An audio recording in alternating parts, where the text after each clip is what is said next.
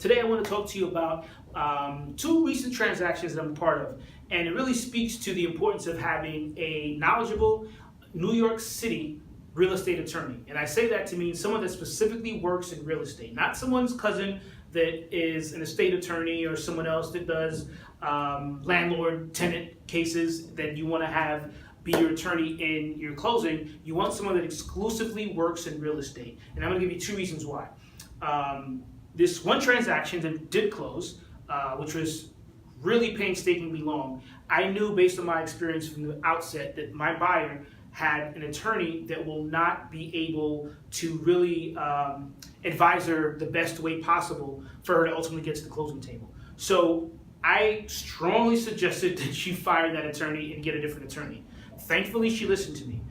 This process was still very painstaking. It was a finance deal. Typically, finance deals will take anywhere from 45, maybe 60 days to ultimately close. This one, because of all the ebbs and flows of the process, took us 90 days to close.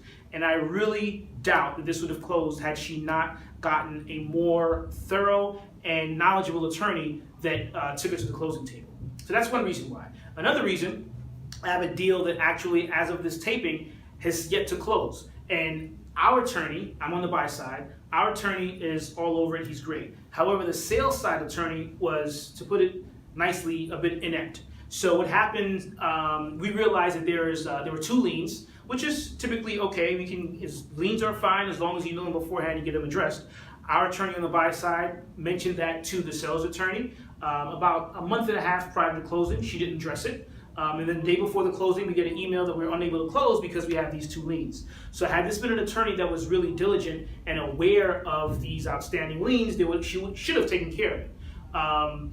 So we were able to remove one lien and have that omitted by the title company, but unfortunately the second lien is unable to be omitted. So the mortgage company, the bank, is not willing to close with money in escrow. So now we're still in limbo. And to go even further, another indication why I know that's not a good attorney, they were featured on Help Me Howard. So anyone here in the New York City area, you're completely familiar with Help Me Howard. It's like a investigative reporting type event. So that is a pretty good indication that's not a good attorney. So in a nutshell, it's really important to have an attorney that exclusively works in New York City real estate to represent you on whether it be the buy side or the sale side to make sure you get through your transaction relatively smoothly.